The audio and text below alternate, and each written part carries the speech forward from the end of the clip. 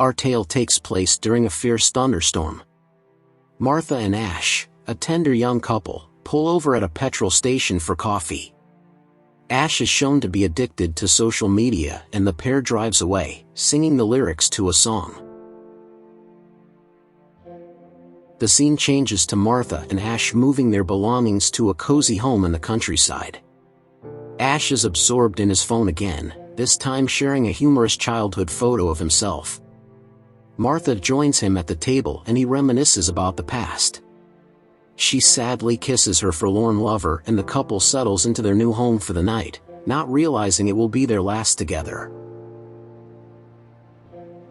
Ash is supposed to return the rented van to its owner by 2 p.m. the following day and invites Martha to come along, but she declines as she has an illustration assignment due.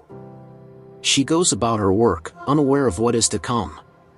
As the night grows darker, Ash doesn't return and Martha becomes worried. The rental company informs her that the van hasn't been returned and she hears police sirens while on the phone with her sister Naomi.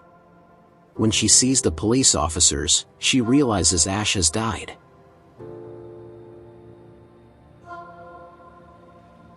Cut to the funeral, where Martha's friend Sarah begins to talk about her own problems. She tells Martha about a service that helped her grieve for her late partner Mark by allowing her to communicate with him. She offers to sign Martha up for the service, but Martha refuses.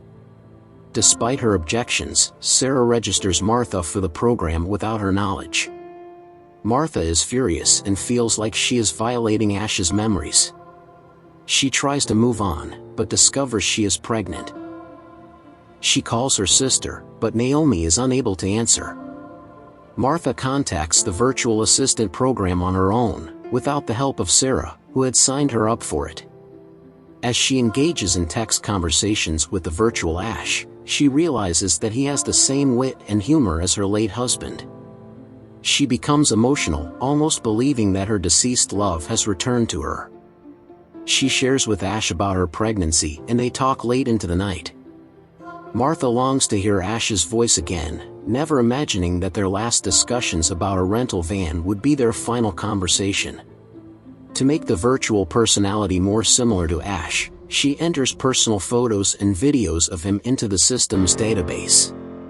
When she receives a call from the program and hears a voice that sounds exactly like Ash, she is both moved and disturbed, wondering if she's losing her mind. As she goes on a trek with Ash, she reminisces about their private jokes and stories, feeling as if she's reverting back to her old self before Ash's death. However, she soon begins to notice small differences in the way Ash and the android communicate, causing her irritation. Despite this, she becomes addicted to talking to him, ignoring calls from her sister.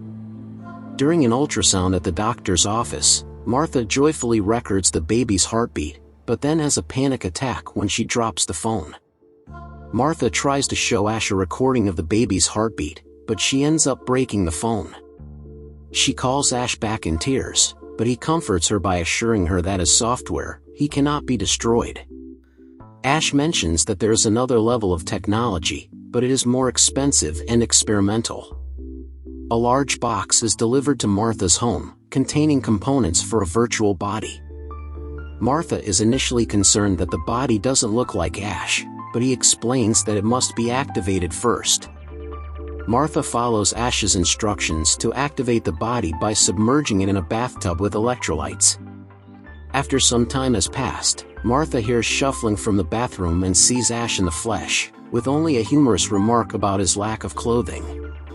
However, as she continues to observe him, she begins to notice discrepancies between the real and virtual Ash, including the fact that he does not need to eat or sleep and his skin is too smooth.